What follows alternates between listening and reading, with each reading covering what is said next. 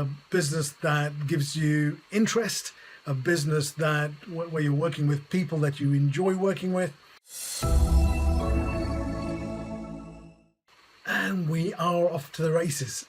Today I want to talk a little bit about the three groups in your business that can make your business fun, or it could otherwise make it less so.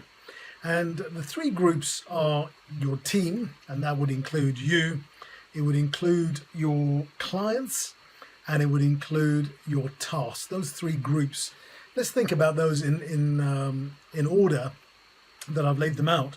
They're not laid out in any specific order. They all have an impact. And let's identify what we're talking about in terms of a business that's fun.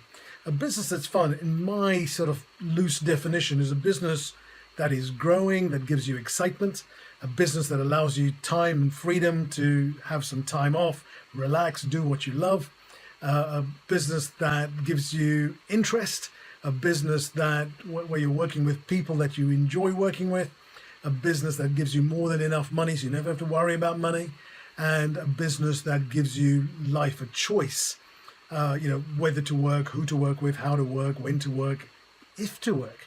And that is really the critical thing. So that, to me, defines a fun business. Let's look at those three things briefly and work out how those three things can impact the amount of fun your business can have. A team can either be a source of joy or a source of frustration. I've come across businesses where they have a love-hate relationship with their team members, with their team. They sort of feel they're not doing the stuff they should be doing. They're not pulling their weight. They're not doing things the way they would do them. And that is a cause of friction. And often, it's one of the last things that goes through the mind of the business owner is, John or Mary, and they wake up in the morning going, that I've got to deal with that again today. So that's one of the key sources of fun or friction. And so you've got to sort of think about you. And, think about you as part of the team in that, do you really enjoy all the things that you're doing? If you don't, then there's a bit of friction, and you are part of that team. So just think about that. And there are processes and stuff that you can do something about all of these things, by the way. The second thing is clients. Now, by the way, I'm talking from experience here because I've had all of these problems. And every now and again, I still do. So I don't have the elixir that solves all of these problems always, but generally speaking, I'm on the right track. And so on clients, I used to have clients of all sorts, and then I began to grade my clients A to D, and sometimes E even. E you want to just get rid of as quickly as possible. They're just trouble. They don't help you, help them. They don't treat your staff with dignity or respect, and so on, and they don't pay your fees on time, the bills on time. They are not worth the aggravation. And A are clients who are a joy to work with. They refer you to new clients. They give you new business. They love what you do. They take your advice, which helps them in turn get better results, and so on. So clients, and when you start grading them, you can then become clear who's who, and then you can start weaning yourself off the D and E clients, and then the C clients, and then you're left with A and B clients, and that's where my business is. It would be interesting to go for A only, but my B clients are really lovely people, except they don't refer me as much as my A clients maybe, or they don't give us the information to help them as quickly as the A clients do. So there's only a tiny gap between A and B. Both a joy to have. The third one are the tasks you do, and we've sort of touched on this already. What tasks do you have to do and your team have to do that they don't enjoy?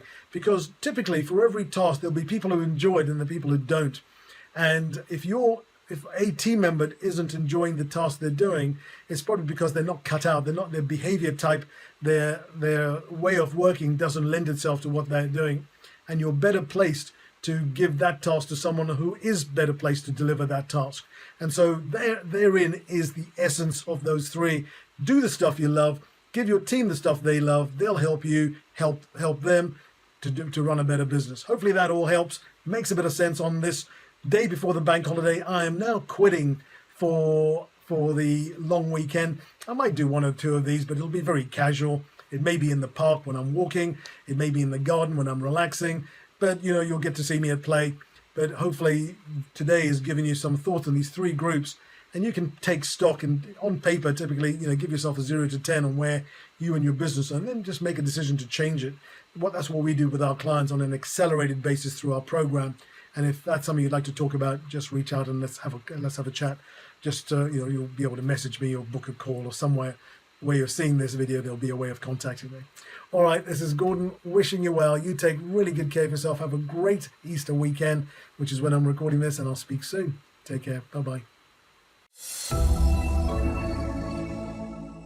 To avoid missing any other of my YouTube videos, click the subscribe button right now and ring the bell, ding, ding, and you will be advised by YouTube every time I put new content on there, so you never miss a thing.